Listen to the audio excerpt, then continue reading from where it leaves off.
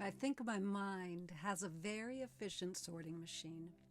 Something arrives, a person, a pattern, a longing, a reaction, a tiny emotional weather system. And before I have even taken a full breath, my mind wants to know what category it belongs in. Good, bad, wanted, inconvenient, magical, alarming, threat. And this week, as I begin the attraction sphere, I'm noticing how quickly I want to label what life brings close. So the prompt I'm living with this week is, what if everything I attract is part of how life is trying to grow me? And I don't mean that everything that arrives is automatically good or easy or something I should just accept without discernment. I mean, what if it arrives as information? What if attraction is not always an instruction to follow, but something to listen to? One of the ideas I keep coming back to is, my body often notices before my mind understands. And I want to say that carefully because I don't mean my body instantly knows the whole truth. I mean my body often gives me the first signal. A tightening, a recoil, a flutter, a warmth, a rush, a little internal weather shift. The contraction is information. It's the label that's interpretation. And drama happens because I mistake the first sensation for the whole truth. One weekend, my husband and I were home watching television, and we had nothing planned. He wasn't even dressed yet, and there was a knock at the door. I got up, looked through the window, and saw two people we knew but had not seen in about 6 years. And my body immediately tightened. God, it was so fast. Before I had any thoughtful, generous, spiritually mature response available to me, my whole system was already defensive. And then the sorting machine started throwing cards everywhere. No, not today. This is inconvenient. That moment is such a good example for me because the tightening was real. My body really did notice something. But the tightening did not automatically mean this is bad. It did not automatically mean this is a disaster. It meant something in me needs a pause. Something in me needs choice. Something in me needs to know that I am allowed to have a boundary before I perform hospitality, politeness, or whatever version of myself I think I'm supposed to be. And this is where the difference between drama and dharma becomes so practical. Drama says, I know what this means. It's horrible. Dharma asks, what might this be teaching me? Drama tightens around the story.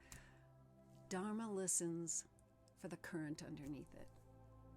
And in that doorway moment, the current underneath was not necessarily about those two people being wrong for showing up. The current underneath was about my relationship with surprise and boundaries and obligations and the speed at which I abandon my own choice when something unexpected arrives. So for this video, I wanted to make the sorting machine visible. So I made these cards because this is honestly what it feels like inside me sometimes. Sometimes those labels just start flying when something arrives. But instead of letting the cards run the whole show, I'm going to put them on the page. Not to shame them, not to pretend they're wrong, just to see them. Because the labels are not the whole truth. They are part of the material.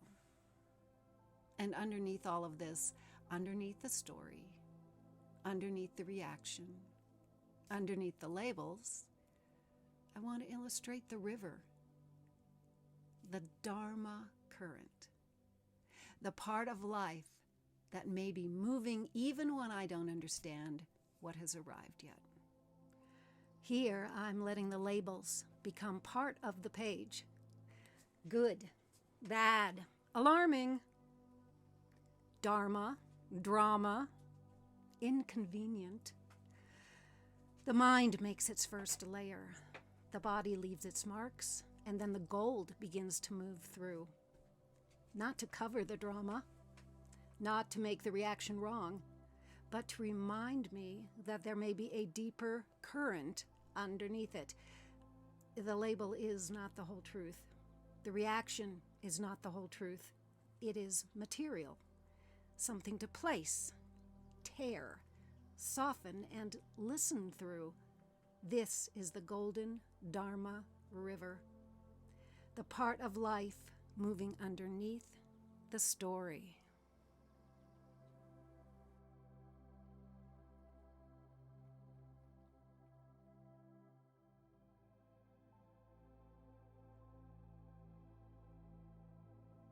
So what I'm learning this week is that attraction is not about wanting something. Attraction is simply the field of what life brings close. A knock at the door, a tightening in the body, a longing, a reaction, a moment I want to label before I have fully listened. And maybe the practice is not to decide immediately whether it's good or bad, magical or inconvenient. Maybe the practice is to pause long enough to ask, what is this showing me? What does my body know? What story am I building? And what if everything I attract is part of how life is trying to grow me? So Brightwing is on the branch. Brightwing the parrot is asking, are we reacting to this? Or are we listening to this?